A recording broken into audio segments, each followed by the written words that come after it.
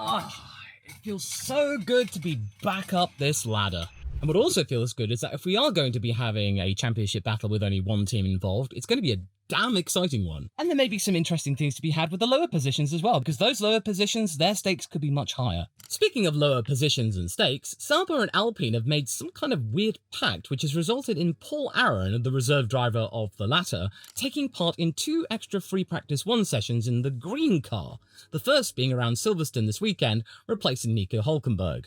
What? Now, don't get me wrong, this is fantastic news for the Estonian, which means that, hey, cool. And he got into a Formula 1 car a damn sight sooner than he would have done under Mercedes, because they wanted him to be in Formula 3 for a further season, so by now, he'd only just have gotten into F2. And I do think this will mean that he actually will get 5 Grand Prix weekends to take part in, because Alpine's still got 3 mandatory slots to fulfill. I was kind of curious with Sauber that they would have probably just called upon a Ferrari Academy driver, maybe put in Robert Schwartzman for another couple of sessions, but I suppose considering that he is now mounting his IndyCar career with Prema, that he may not be available for such sessions. And his second Sauber session reportedly will be around the Hungarian Grand Prix, and all of this is the plan of Flavio Briatore himself. And I'm not gonna lie, even though Paul Aron was the champion of Oliver Oak's, the high-tech plan, the high-tech route within the junior categories, that at least Flavio is doing something with Aron, that he is thinking about getting in more experience in the Formula 1 car and making deal with another midfield teams. Because now, effectively, with no one in charge of the Renault group, there is a power vacuum at the moment, there is no one to tell him no. Briatore is now effectively running the show at Team Anston. And also, there might be some food for thought here that, sure, Flavio is thinking about Paul's career and giving him a few extra sessions in FP1 with another team, but it also could easily be some sort of intel-gathering exercise. This is saying, you get to know this and then you can find out what's going on when they go to first. Yeah, that could easily be something in that, just to get one of his drivers in that car and then report back about what they're doing, because you've got to admit, that Sauber car is now suddenly no longer the tractor. Alpine is very much this year's tractor now. I think they'll take whatever they can get, so that means Paul can plug it into their simulator perhaps or something, I don't know. I don't think this is a wholly altruistic deal. What is also food for thought is, where does Red Bull go from here? I would rather not dedicate an entire video to this topic, although if Silverstone proves to be another howler, I may have no option, but the subject of Yuki Tsunoda has definitely kept cropping up, with the Japanese driver's spirit very much at an all-time low.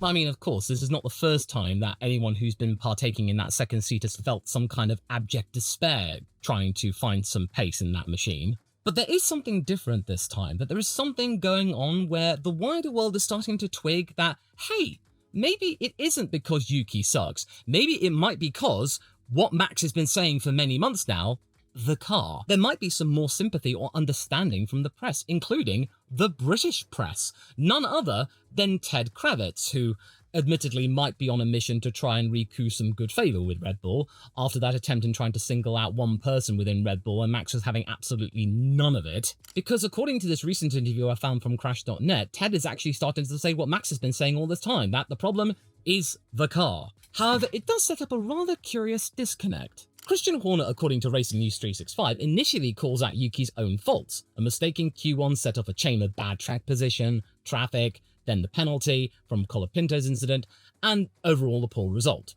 Only after listing those things does he then say the team will see if we can help Yuki, because the car has evolved over years in a specific direction. In other words, even though he is now starting to admit, Christian, that there might be something wrong in just focusing on Max, that, put simply, the driver let the weekend get away from him, in that it started off fairly solid in practice, that he wasn't that far behind Max, but ultimately it spiraled, and therefore blame Yuki. The car's characteristics, as I said, are mentioned slightly, but it felt like more of an afterthought in a way. But then Ted Kravitz flips the emphasis entirely, and no, he's not completely exonerating Yuki. In fact, when you look at what Ted's been saying, it's just like, well, it doesn't really matter who is in the car. It could be Yuki, it could be Liam, it could be Sergio. It doesn't really matter. At this point, it's irrelevant in terms of who the driver is. That car is fundamentally undrivable. And if you don't have Max Verstappen in that car because, well, he retired due to a DNF with that collision with Kimi Antonelli, and that's a whole other can of worms in that regard, especially what the BBC Sport website had been saying. And then it goes further back from what Bernie Collins said earlier in the year, that at the moment, without Verstappen in that car, that can make that car the fourth fastest, it could easily be the slowest, in that no one can drive it. By saying the car is near undrivable, Ted's implying the design philosophy works in only Verstappen's hands, which is absolutely true. Pierre Vacher saying all the time they are focused around Max. In short, in terms of the order of blame, Horner says it's driver first, car second, whereas Ted is saying it's car first, driver almost irrelevant, doesn't really matter. And I don't think Vacher is going to be changing that anytime soon, because right now Red Bull is going to be doing absolutely everything to keep Max happy. I've heard plenty of rumours about what they might do, Red Bull, to keep Verstappen within their fold, that the camp might suddenly get extra responsibility, or might get their wishes, whatever they are, including one I heard, and yeah, okay, I'll get the foam of doubt out for this one, and maybe the spanner of speculation, is that maybe Christian Horner's sphere of influence within that team may be diminished, or he might be removed entirely. But what's the truth in all of this? Well, I think it's a little of both. The fact is that the RB21 rewards Verstappen's style so much that anyone else who can't hold a candle to Verstappen in terms of overall skill, or has a style that simply is incompatible with the Dutchman,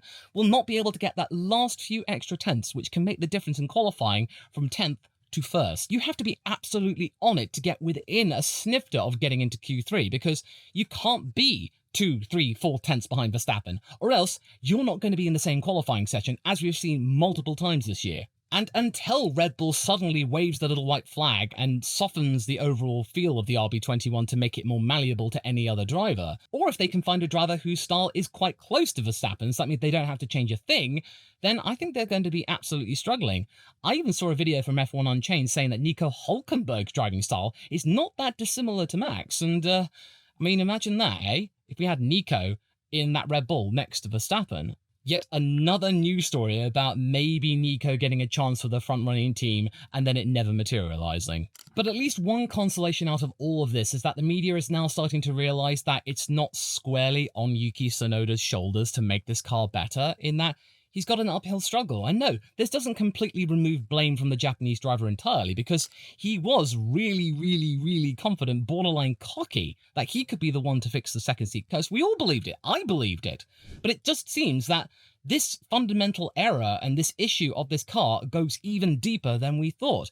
Checo was really getting the best out of that car right before he did spiral, when it was really looking likely, you know, hindsight being 2020, if they just kept in Checo for 2025 at the very least, Red Bull's lot in terms of all of their rookie drivers and prospects could easily be a lot cleaner. But at least the press is starting to get it now that Red Bull needs to change something, and that maybe what they said in Japan regarding maybe making the RB21's performance window, it can be more than just lip service like it was around Suzuka because it was Yuki's home race. Actually do it. But now it's time to discuss Silverstone itself. One of the high-profile circuits on the calendar which Max himself rates as an irreplaceable one. It's understandable, and no, this is not British bias talking, it's just a genuinely good track. And if you press the subscribe button right now, I might have a little surprise for you over the weekend, because there might be a little extra vlog, especially since you folks out there really like the Austrian ones, you know, on top of maybe one from the Goodwood Festival of Speed.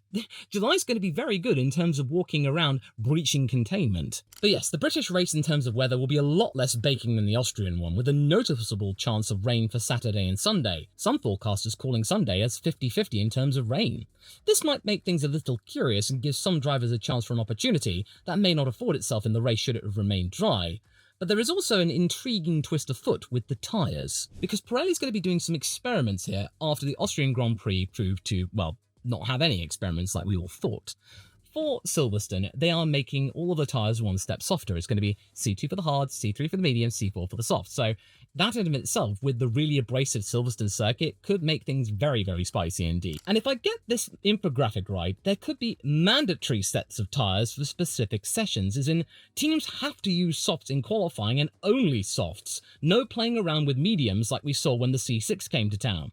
That's a very curious thing to note. Maybe with the teams not using the C6 as intended and really disparaging it did not go down well with the Italian tyre manufacturer, so therefore they are now trying to make things even more, well, compelling in terms of entertainment by forcing teams and drivers to use a soft tyre when they would probably rather use the mediums around this really abrasive track, because last year the C3s around Silverstone were the soft ones. which probably means that we are very unlikely to see a one-stopper unless a couple of the midfield teams choose to be brave, like Alonso and Lawson were around the Austrian Grand Prix. We're probably going to be seeing a mixture of medium-hard-medium or medium-medium-soft. Maybe a couple of drivers might start on the hards, it really depends. And with that soft final run, it could be for the teams that probably wouldn't get into Q3s. Definitely a more fun time for drivers lower down the order, which makes it more fun for us. And speaking of lower down the order, I'm very curious as to who could stand to gain from points outside the top 5. And yes, Silverstone is a place where many teams will bring upgrades probably, since it's a stone's throw away from most of their headquarters, meaning transit time is negligible in comparison to other races. And Alex Albon, yes, he has seen promises from the FW47's low drag configuration in previous races that could be useful down the Silverstone hangar straight, but it could be easily at the expense of the high-speed corners preceding it, as in Copse, Maggots, Beckett's, Chapel, so it might be swings and roundabouts really. It really depends on whether the car can actually make the distance, because we got to think about this here. Alex Albon has not finished a Grand Prix since Monte Carlo. 3 Grand Prix now, and Alex has been forced to retire the car. There is something fundamentally wrong with this Williams. I don't think there's going to be a fundamental fix coming anytime soon, that there might just have to be some bandages on it, that they might just have to make do, which could easily see their lead for P5 in the Constructors evaporate. And they might not even care, which easily means that Racing Bulls could stand to gain from all of this. But speaking of them, I'm not really sure about whether or not they can score some points as well. I mean, the midfield's really close at the moment. It's all to play for, so I could easily be wrong.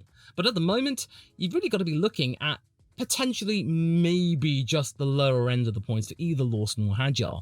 And Lawson is on a tear at the moment. The news from Lindblad proving to be the ultimate kick up the arse that the Kiwi needed, because that P6 finish, keeping in P6, wow, it's Lawson's handiwork, which has meant that Racing Bulls are 6th right now and have pulled away from Haas. That's something to note here, folks. I'm not a Lawson hater, but it's not been easy for him this year. I'm glad he is coming back swinging. And then given what we saw with Fernando Alonso in recent races, now wiping out the points deficit to Stroll, who's had no response whatsoever to the team's Imola package, whereas the Spaniard has flourished, the Spaniard appears really to have resolved the mid-corner instability that the cars had, with said flaw. Also, he's shown brilliance in defending and leading the team as being the gear-upper, as in, come on folks, we need to keep going, we need to be strong in the midst of being mediocre.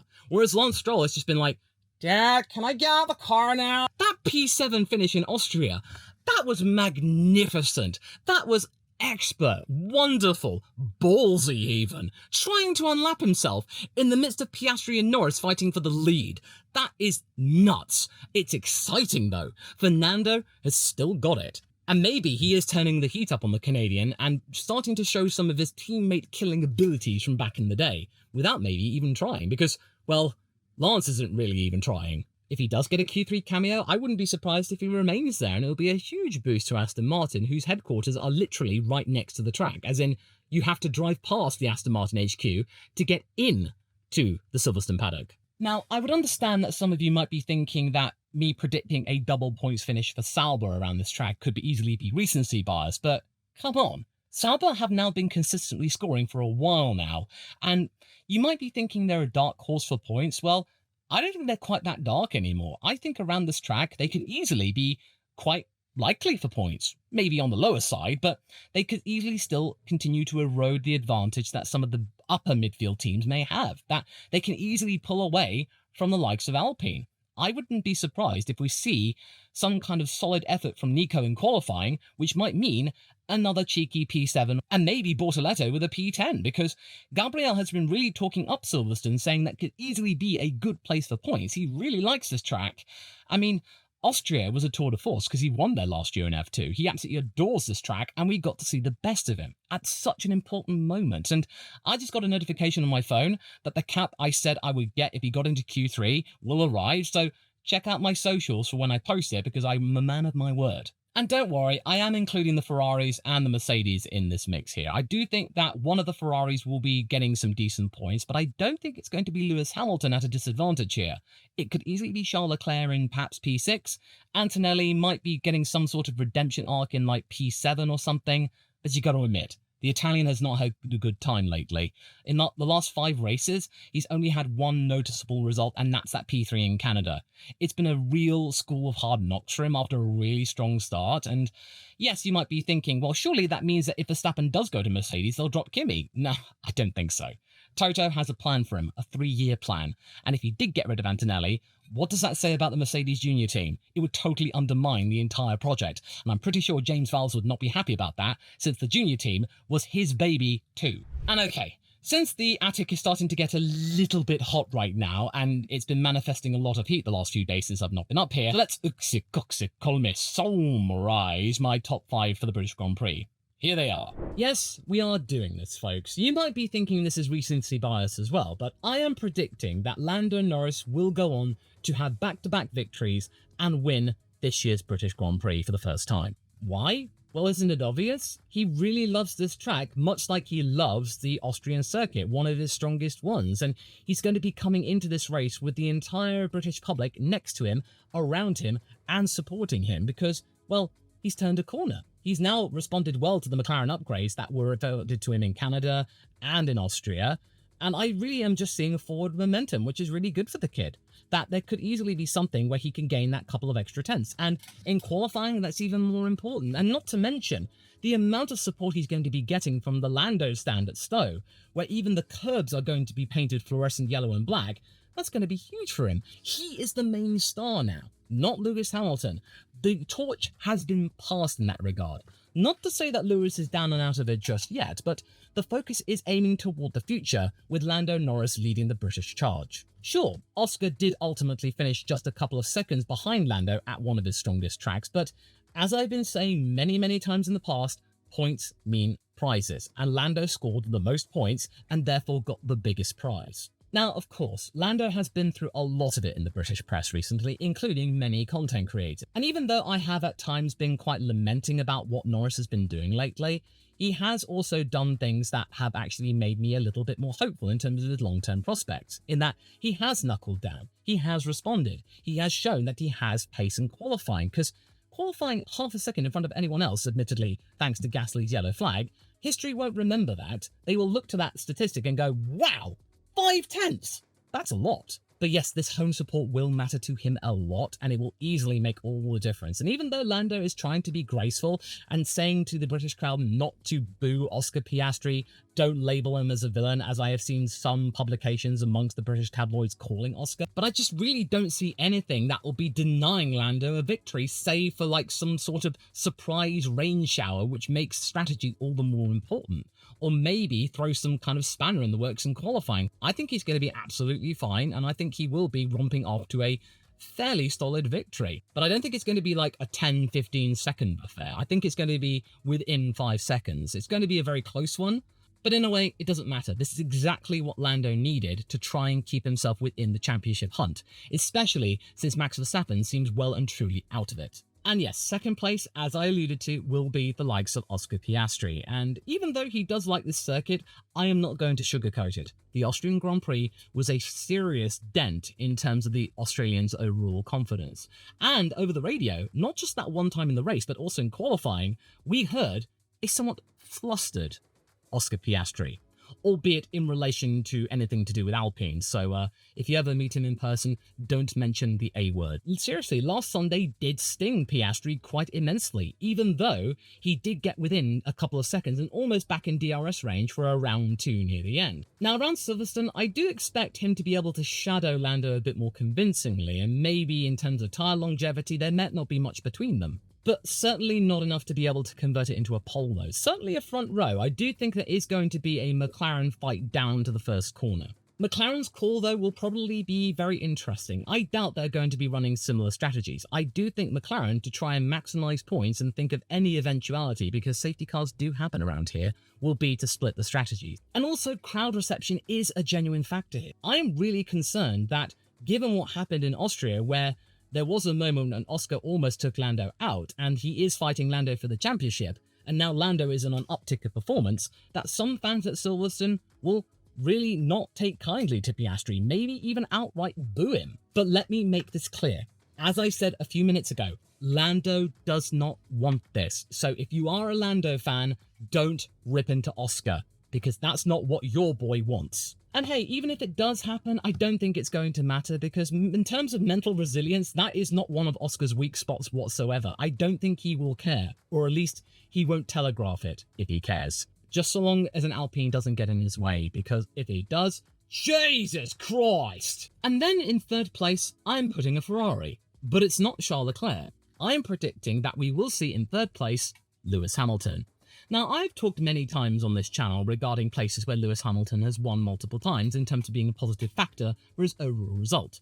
Silverstone is the king of that. 9 race victories, being on the podium for the last 12 years. There's that consistency, which makes me think I would be stupid to not at least put a bet of some description on Lewis Hamilton getting yet another one. Because there is somewhat of a positive note with Ferrari and the car's upgrades suddenly coming to him. But as I said on the channel many times, they may be small potatoes, but at least there are potatoes to have. The only reason he didn't get any closer to the Monegasque was because he was having to nurse some sort of brake issue, and then he was put on a strategy that he really didn't like, so that means he was affected in that regard. He felt like he had more potential to go longer, and therefore have a little bit more oomph to get a little bit closer later on. The fact remains, though, is that Lewis is starting to get the hang of it, slowly but surely, and Silverstone could easily be a breakout moment. Is he going to win the British Grand Prix? No, I don't think so. Ferrari are not being able to hold a candle to McLaren at the moment, especially after the Austrian Grand Prix and their upgrades. And also, according to Lewis, he is still feeling some kind of lottery regarding the brake feel, in that sometimes it could be good, sometimes it could be bad. He doesn't quite know, and that uncertainty could easily rattle any driver. And hey, if Ferrari turn out not to be so hot around here, he is going to have the support of the home crowd, which can easily make the difference, much like how it can make the difference with Lando.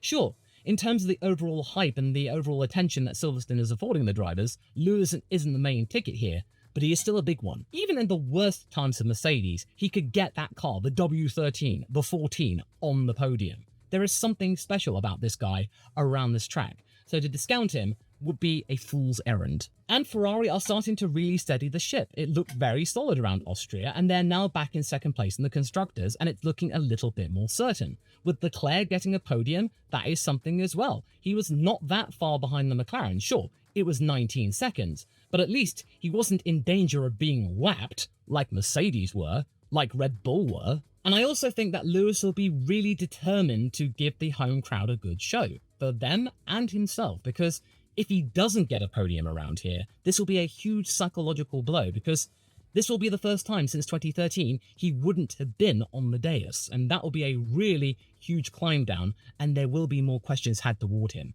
But I do think he will do it. And then in fourth place, George Russell. Now, look, I feel for George fans. I really, really do right now. It feels like, given all of the rumours surrounding both he and Max at the moment, that if George does well, it's going to punish him. And then if he doesn't do well, it will punish him anyway. It's like no matter what Russell does, his long-term future will not get any better. And this is all in the midst in terms of Russell providing some good PR and some really good results to at least try and figure in the championship hunt against the McLarens. Him now being within 9 points of Verstappen for P3 in the championship.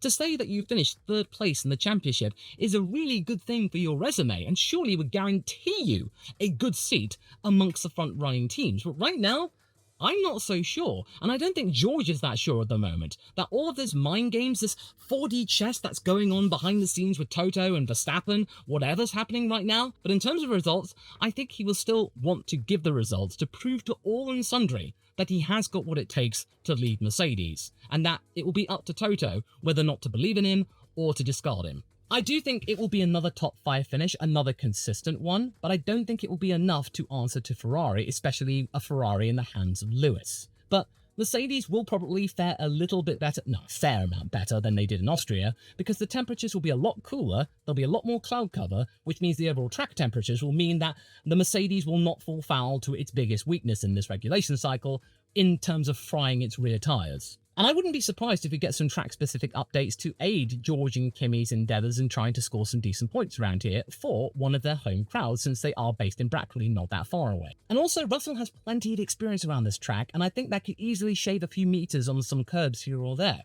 which means that he will figure and probably put the car on the second row. And one thing that will really help him is that the W16 really loves the C3 tyres, and in this circumstance, they are the medium tyres, which will mean that in the race, they will probably rely on a medium soft situation, that maybe they might decide to go long for the first 2 stints and then have a cheeky blast right at the end to try and maybe figure against Ferrari and their ailing tyres. And I think the focus will be on Russell, not Antonelli, since Kimi is nursing a 3-piece grid penalty due to his collision with Verstappen, which will mean that it'll be some sort of upward tick for Kimi to score any points at all. And the main source of any pride at this particular race will be on George, the guy from King's Lynn. And it may mean he'll get one step closer to overtaking Max in the championship. But as we have discussed, this is both a blessing and a curse. It's bittersweet that, yes, getting one over Verstappen is something I think Russell will absolutely adore.